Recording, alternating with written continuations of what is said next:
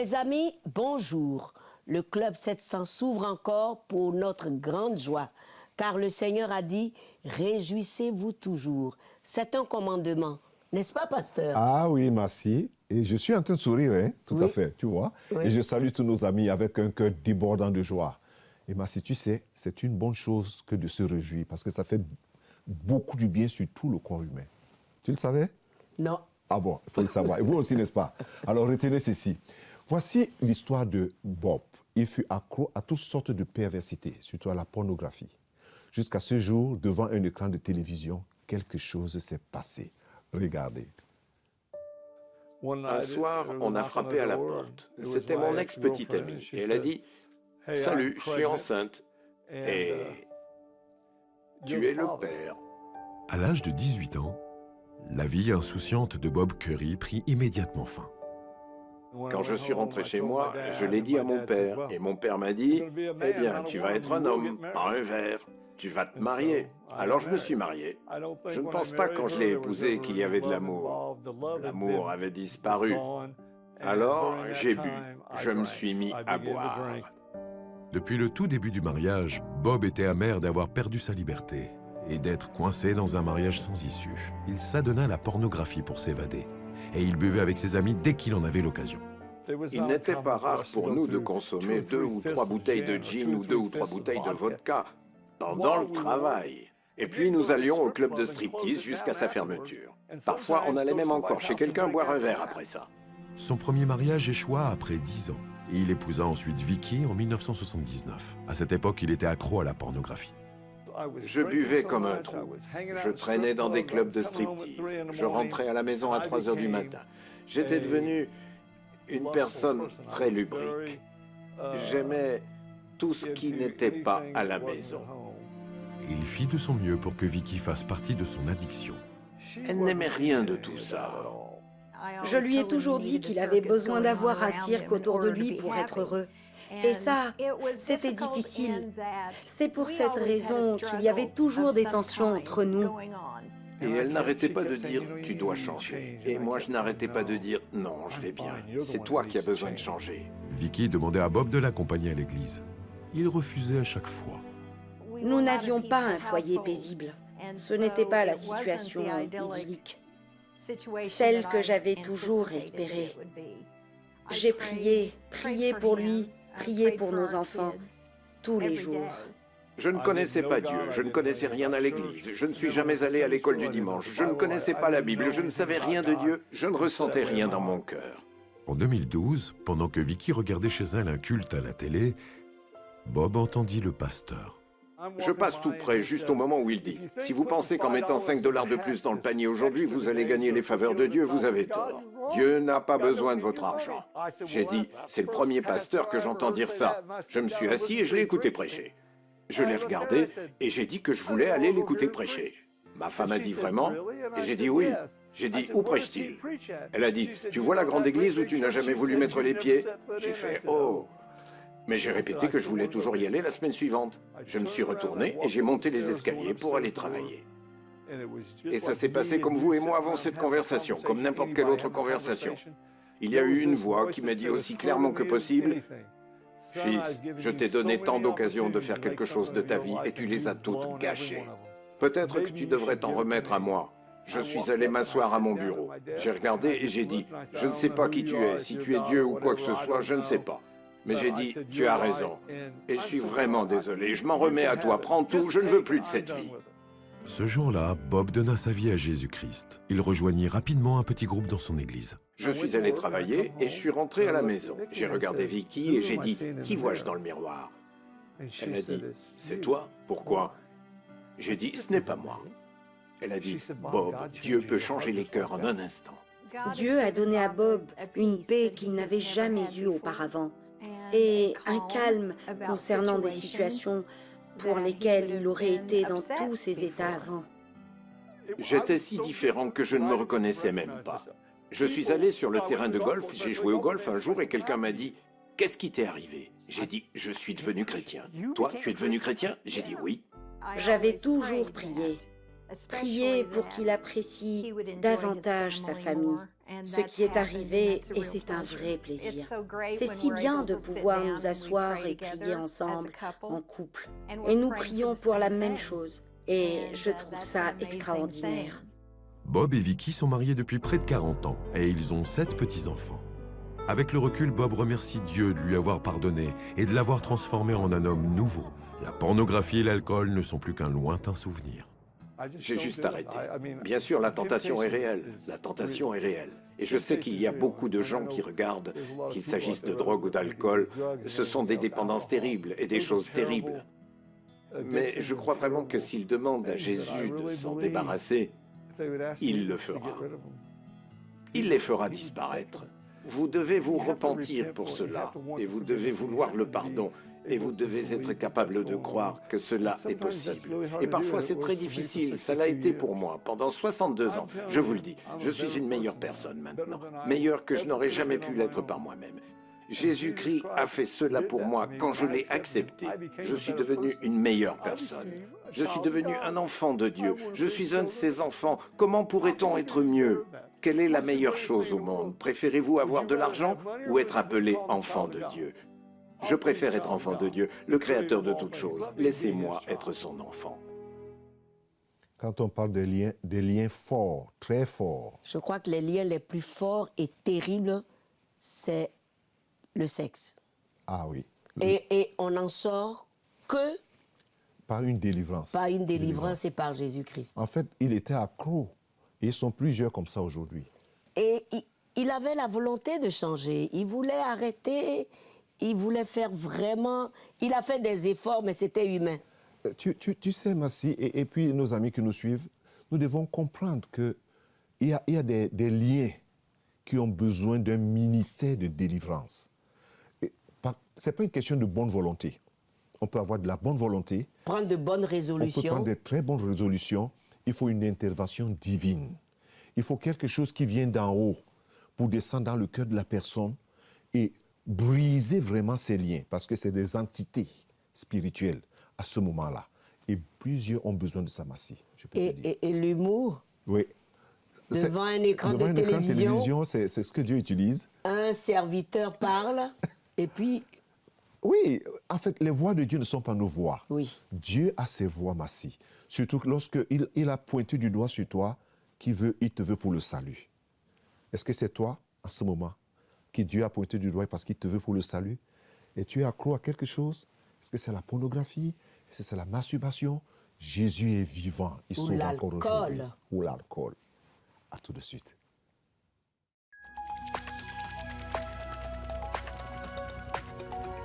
Si vous avez des questions spirituelles, des besoins de prière ou même si vous avez besoin de conseils, n'hésitez pas à nous contacter aujourd'hui à cette adresse ou au numéro suivant.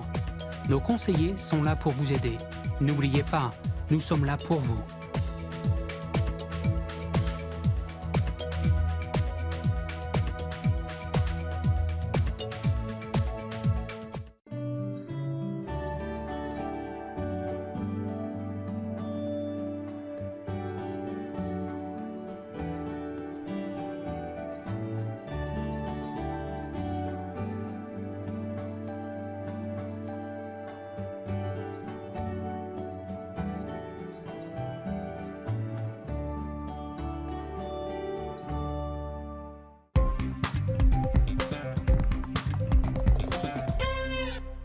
Merci de nous retrouver au Club 700, votre émission préférée. Nous avons aujourd'hui notre invité habituel, le pasteur Luc Henrist. Bienvenue. Merci. Je sais que les téléspectateurs aiment beaucoup lorsque vous partagez des bonnes choses, surtout lorsque vous édifiez par des enseignements suite à des questions. Alors, ils sont vraiment contents de savoir qu'ils peuvent encore vous avoir aujourd'hui pour un temps d'édification, d'information et d'enseignement. On va essayer. Merci d'être là. Alors aujourd'hui, pasteur Luc, nous allons aborder un sujet, le royaume de Dieu et sa justice. Alors, j'essaie de poser bien ma question, ou mes questions. En fait, bibliquement, c'est écrit. On parle d'un royaume de Dieu et sa justice. Oui. Et quand on parle d'un royaume, forcément, il doit avoir un roi, il doit avoir un fonctionnement. Parlez-nous un peu, donnez un peu plus d'explications, parce qu'il y a un peu d'incompréhension sur la question du royaume de Dieu et sa justice. Oui, c'est vrai que un royaume veut dire forcément qu'il y a un roi, bien entendu. Donc ça, c'est la première condition. Alors, qui est ce roi? C'est Jésus, Yeshua en hébreu, qui est le roi des rois, mais qui est aussi le roi des Juifs, qu'on a oublié bien des fois. On a oublié que Jésus, quand il est né, on a dit, les mages ont posé cette question, où est le roi des Juifs, que nous puissions l'adorer? Et à la fin de sa vie, au-dessus de sa tête, il était écrit en 3 langues, Jésus de Nazareth, roi des Juifs. Donc, de la crèche à la croix, il est le roi des Juifs, et pour l'éternité, puisque Jésus-Christ est le même hier, aujourd'hui, éternellement. Mais il est aussi notre roi, si nous le désirons, parce que Jésus n'est pas un roi qui s'impose. Il est un roi qui a de bonnes manières. Et donc, ce n'est pas pour rien que le texte dans Matthieu nous dit « Cherchez d'abord le royaume de Dieu », parce que si on ne le cherche pas, eh bien, on ne le trouvera pas, tout simplement. Alors, quand on parle du royaume, le royaume de Dieu, il y a aussi sa justice. Voilà. Effectivement, comme vous dites, chaque royaume a besoin d'un roi, oui. Et il est le roi de ce royaume. Alors, est-ce que ce n'est pas aussi un message pour ceux qui suivent, qui lisent souvent, se poser la question, est-ce que ce roi de ce royaume, est-ce que moi j'appartiens, je suis membre de ce royaume, est-ce que Jésus est mon roi? Et en plus, il y a un fonctionnement dans comment il fonctionne le royaume de Dieu, voilà. Selon la Bible. D'après ce que je vois dans les évangiles surtout, c'est surtout dans les évangiles qu'il est parlé du royaume de Dieu, il y a plusieurs versets qui peuvent nous aider à comprendre qu'en fait, lorsqu'il nous est parlé du royaume de Dieu, il s'agit du royaume de Dieu que Jésus a apporté sur la terre, et puis il s'agit du royaume de Dieu à venir, c'est-à-dire dans le futur, pendant l'éternité. C'est intéressant là. Voilà. Oui. Et je vais mentionner quelques versets rapidement.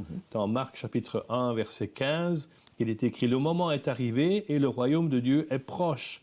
Changez d'attitude ou repentez-vous et croyez à la bonne nouvelle, donc à l'Évangile. Oui. » Donc là, on voit que le royaume de Dieu est arrivé avec la venue de Jésus sur la terre. Puis, dans Marc chapitre 4, verset 26, Jésus dit ceci, il dit encore, « Voici à quoi ressemble le royaume de Dieu. Il est semblable à un homme qui jette de la semence sur la terre. » Puis il y a toute cette parabole, donc de la semence qui tombe parfois sur un bon terrain, parfois sur un terrain rocailleux, parfois il est mangé par les ronces, etc., la plante qui commence à pousser. Donc on voit que Jésus parle souvent en parabole du royaume de Dieu pour nous faire comprendre que ce royaume de Dieu, c'est aussi un état d'esprit quelque part. Okay. C'est-à-dire qu'il faut qu'on entre dans cette dimension du royaume de Dieu pour être nous-mêmes citoyens de ce royaume. Alors, il a un fonctionnement, le royaume de Dieu, forcément. Il y a aussi sa justice, parce qu'on parle du royaume de Dieu et sa justice. Il y a d'autres versets qui soutiennent, quand on parle de justice, qu'il y a aussi une question d'injustice. Comment collaborer cela? Voilà, je pense que ça, c'est un point essentiel, surtout de nos jours, parce qu'on vit dans un monde où il y a malheureusement beaucoup d'injustice. Et on le voit à travers les persécutions des chrétiens, à travers les persécutions des Juifs et d'autres encore. Et malheureusement, on voit que ça ne s'améliore pas. Il y a beaucoup d'injustice, mais Dieu nous demande de chercher sa justice, qui n'est pas la justice des hommes. Parce que malheureusement, la justice des hommes peut parfois être aussi bafouée, corrompue. Oui, donc, tout à fait. La justice de Dieu est parfaite, parce que Dieu est juste parfaitement. Donc, on doit essayer de chercher sa façon d'être juste, d'être droit et de traiter les gens avec justice, avec équité. Un exemple. Par exemple, un exemple. Si je donne un exemple sur la question de la justice de Dieu par rapport à la justice des hommes. C'est ça. Comment? Eh bien, si par exemple je suis chef d'une entreprise et que j'ai 2 personnes qui travaillent pour moi, je dois les traiter toutes les 2 de la même façon, de façon équitable. Donc pas privilégier l'un parce que c'est mon cousin ou mon ami aux dépens de l'autre. Non, il faut que tous les 2 reçoivent le même traitement. Je crois que c'est important d'avoir justement cette notion de justice, et même parfois, ça peut aller comment dirais-je, à l'encontre de notre propre bénéfice ou des avantages qu'on peut avoir si ce sont des membres de notre famille, par exemple. Il faut qu'on puisse être juste en toutes choses. Et ça, c'est pas évident parce que on vit dans un monde, voilà, justement, où on aurait plutôt tendance à encourager les gens à faire des choses un peu en dessous de la table, en disant je ferme l'œil, ne vous inquiétez pas.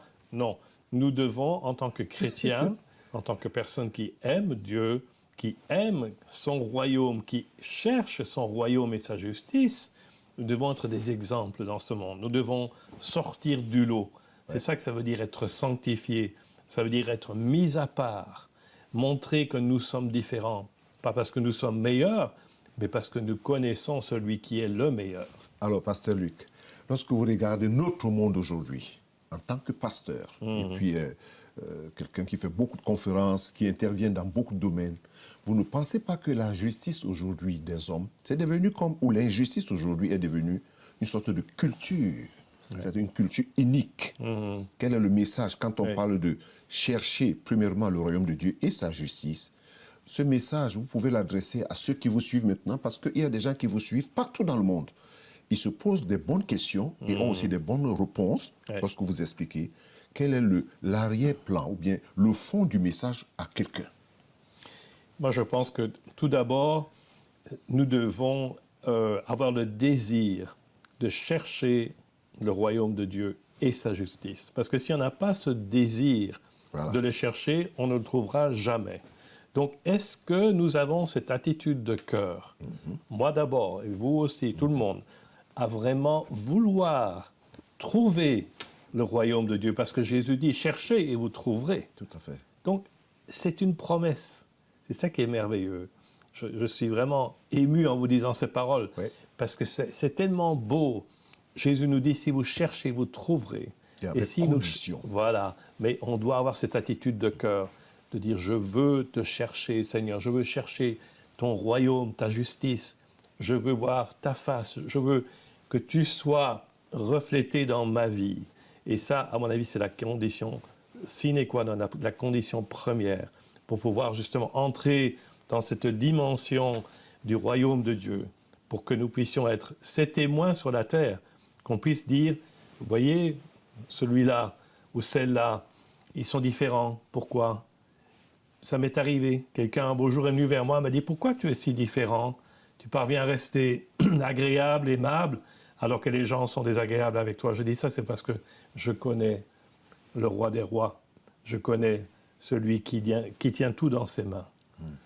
Alors, pasteur Luc, quels sont les bénéfices?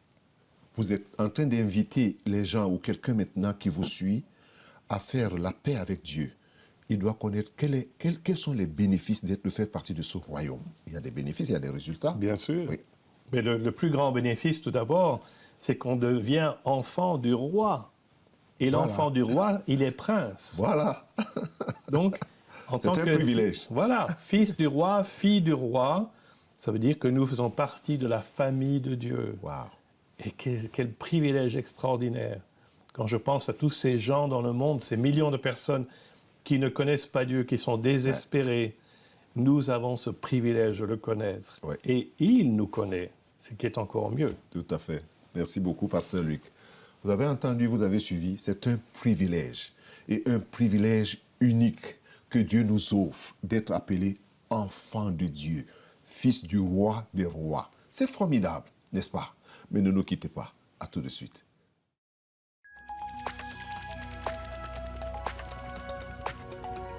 Si vous avez des questions spirituelles, des besoins de prière ou même si vous avez besoin de conseils, n'hésitez pas à nous contacter aujourd'hui à cette adresse ou au numéro suivant. Nos conseillers sont là pour vous aider. N'oubliez pas, nous sommes là pour vous.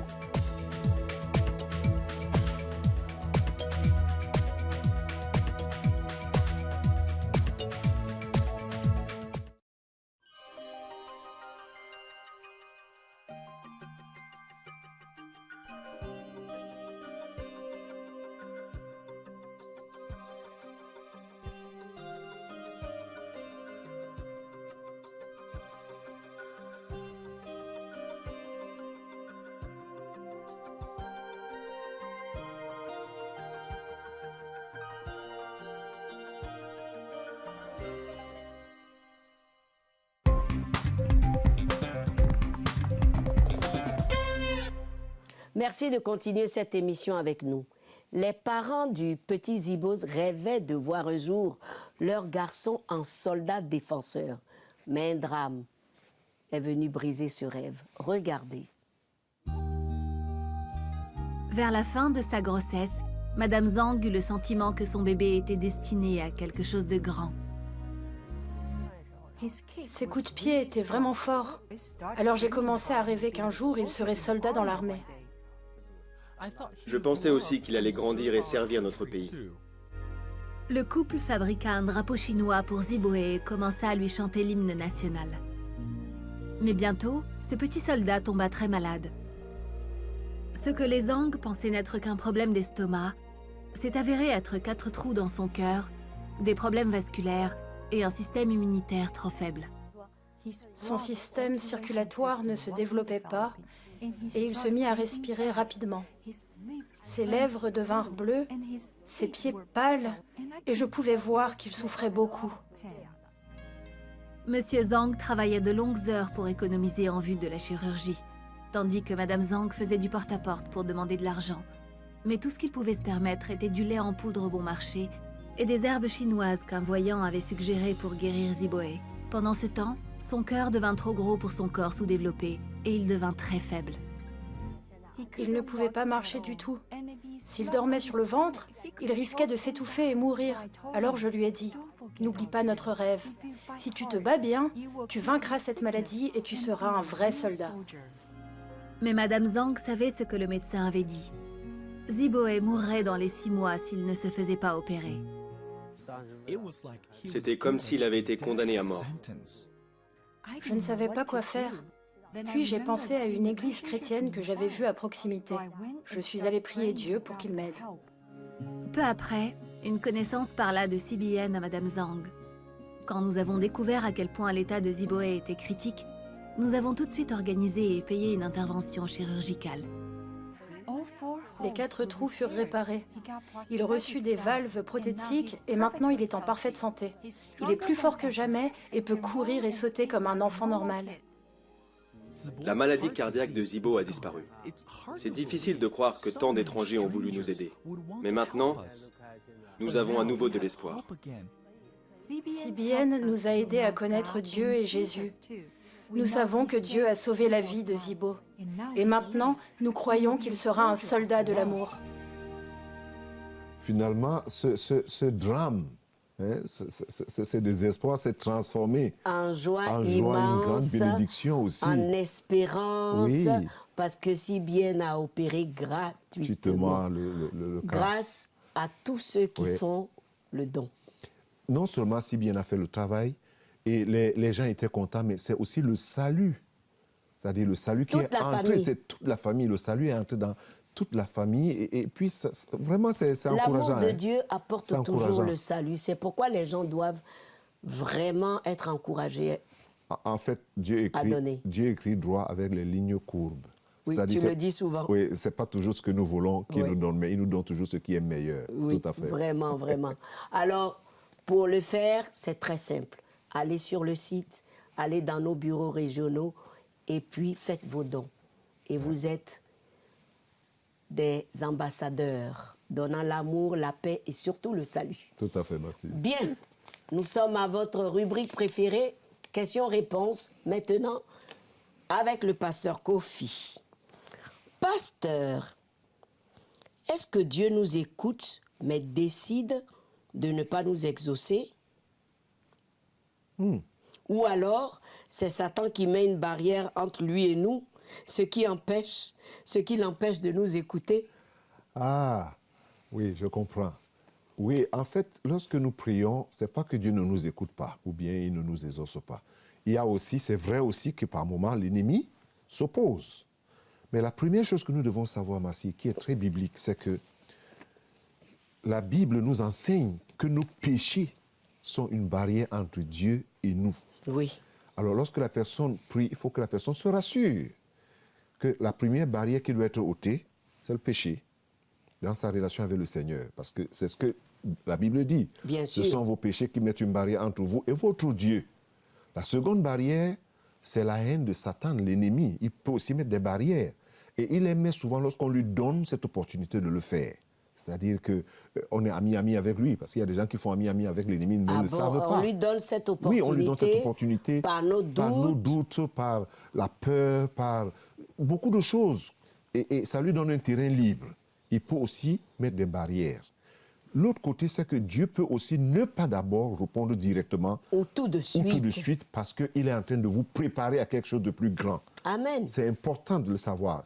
Mais ce n'est pas que Dieu est absent ou alors il ignore votre prière. Non, il y a des conditions.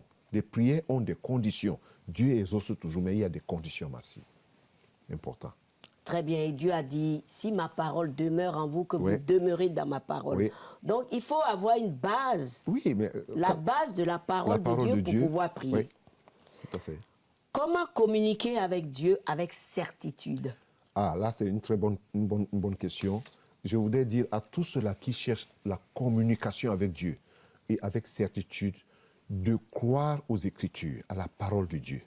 Il n'y a pas meilleur endroit, il n'y a pas meilleur terrain. Il n'y a pas un lieu plus sécure, comme on dit, où lorsque tu veux communiquer avec le Seigneur, tu veux écouter les battements de son cœur, c'est la Bible. Il a tout dit dans sa parole. Et quelqu'un a dit, Massi, si tout ce qu'on prophétise sur toi ne sont pas des confirmations de ce que Dieu t'a déjà dit, d'abord dit, alors tu as un problème toi-même. Parce que même si c'est une prophétie, elle doit être confirmée par la parole de Dieu. Parce que la parole de Dieu est prophétie déjà. Donc, le terrain le plus propre, c'est les Écritures. Communiquer avec Dieu dans la parole, on lit et on croit. Et il faut croire, il ne faut pas sentir. Il faut croire ce que la Bible dit. Ça, j'aime ça. Il ne faut pas sentir, il ne faut pas chercher à voir. Voilà. Il faut croire ce que Dieu dit, il avait l'intention. C'est ce qu'il pense, effectivement. C'est ce qu'il est. C'est ce qu'il dit et c'est ce qu'il est. Oui. Tout à fait. Voilà. Oh, pasteur, merci beaucoup. Merci à toi aussi. Alors, on va dire au revoir tranquille. Les amis, cette émission s'achève, mais nous comptons sur vraiment la grâce de Dieu pour votre vie. Croire aux Écritures, lire les Écritures, méditer et surtout avoir la certitude que Jésus-Christ vous aime et qu'il revient bientôt. Pasteur, il revient. Oui, tout à fait. Et c'est certain qu'il revient, Massi. Oui. Il ne nous a pas trompés, il reviendra. Absolument. À très bientôt.